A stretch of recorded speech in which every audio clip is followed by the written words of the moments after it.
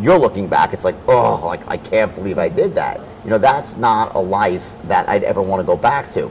And it has nothing to do with the money. The money was amazing, and in fact, I make as much money now. So it's not that the money was evil; it's the way I handled it. And you know, what was it? Do you think was it because of your youth? It was partially my youth, but it was here's what happened. And it happens, you see it happen a lot on Wall Street and also in Hollywood, where young people, they go to Hollywood, like the Lindsay Lohans of the world. They go there and they get rich, they get famous, and they implode. They can't handle success. They can't handle it. Because what happens is that when you're in your teens, in your early 20s, and you're clawing your way to success, as you're on the way, so you have this vision, I want to become rich, I want to become successful, so any insecurities you have, any bad feelings you had, you could say, well, that's normal because I don't have what I want. Once I'm rich, then I'll feel great. Then my life will make sense. Then I'll be congruent. Then what happens is you actually get rich and you're like, wait a second, I still feel insecure. I still feel not great all the time. And that's when the panic starts to set in. So what you typically do, you say, well, let me make myself feel good. Let me buy something. So you buy a fancy car. A yacht. They'll buy a yacht. You buy a house and a bigger house. So you that hole that you feel, if it hasn't been resolved, and many people, you know, go into their adulthood and they're not, you know, they have insults of the past and they're, you know, whatever, it doesn't matter which one their insult is, but they come in thinking that if they get rich, then they'll feel perfect. And I can assure you that money is not going to change the fabric of who you are. All money's going to do is going to magnify who you are. So on some level, I was the most generous person you could meet. I would, if I had a friend or anybody in need, I'd give my money away freely. But also, it made me almost panic-stricken because I'm saying, wait a second, I thought that once I had the beautiful car, the mansion on the hill, the whole thing's going to make sense. Yet, I'm still Jordan Belfort, who's still dealing with any of the insecurities, any unresolved issues of his adolescence and his childhood. And I think part of the reason why I started doing so many drugs was because I was, you know, had the voices, I'm a very active dialogue in my head, and just trying to quiet that down ultimately. Then, of course, eventually, you know, the first couple of years we moved strictly legitimate. Then we started doing a little bit of stock manipulation, and I started feeling some guilt about that. And then you keep doing more drugs, and it becomes a vicious cycle.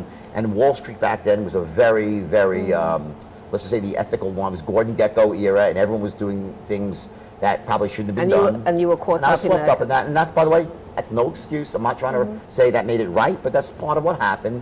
And I'm one of those people, I'm very good at figuring things out. So I had to be the best of whatever I was doing, and I ended up being the best at building this you know, colossus of a firm where I could take any person, any kid from a family that had, you know, really no background of success, kids with little education, kids that lacked any, you know, natural sales skills, relatively low IQs. I could take any one of them and use the system I created, the straight line, and make them rich. And people flocked in from all over the country, and it just spiraled out of control.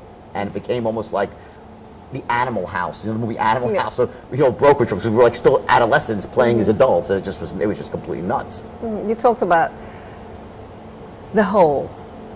Did you sort of find out where did that hole come? Where did that insecurity? I mean, because you know, you had the wine, the drugs, the money, the success, everything, king of the world, wolf of Wall Street, and then, but you know, this is not who Jordan Belfort really is. Oh, now you're getting into my personal. Oh my no, God, but I mean, good. there has to be. There is no. You know, listen. For me, a lot of it was that, you know, I came from a poor family.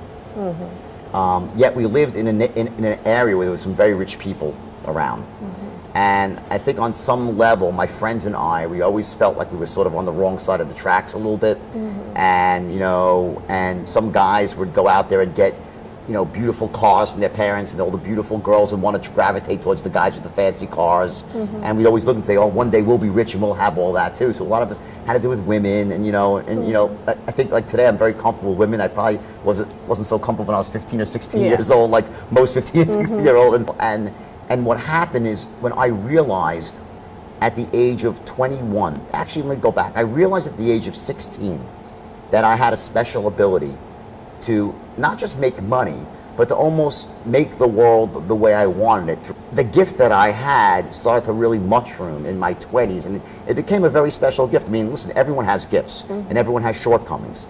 My gift was the ability to go out there and make massive sums of money and help other people do the same. And when I realized how powerful it was when I was 24, and the world opened up to me, and all of a sudden I became one of the most wealthy young kids in America, it almost short-circuited my brain, and I wasn't mature enough to handle the wealth, the power, and the admiration of both men and women. And I had all the models coming after me, I had all my friends coming after me, the entourage, and I was sleeping with everything I could every beautiful girl. Oh, that's good, that's good, that's good. I did my best dating after I was married, basically. So I wasn't the best husband my first few marriages, right? And I look back at those years, and at least now it's interesting because this the sort of the journey I'm on today, which is the best journey. I mean, I am happier now than I've ever been.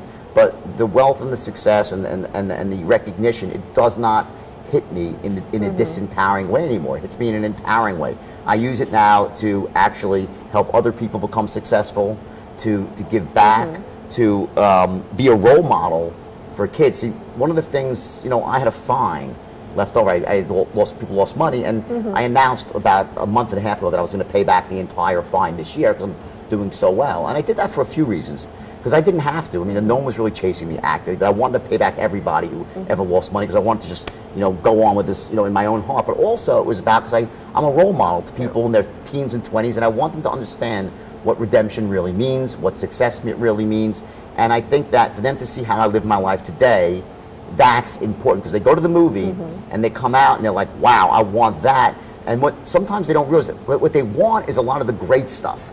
See, but they have to be able to draw and say, I want the money, I want the success, I want the empowerment, but I don't need the drugs, I don't need any criminality, I don't need to cross the ethical line, I don't need to toss midgets around, I don't need to go sleep with prostitutes. I can, live a great life at the highest level and give back. And I think that when people look at my life today, that's what it represents.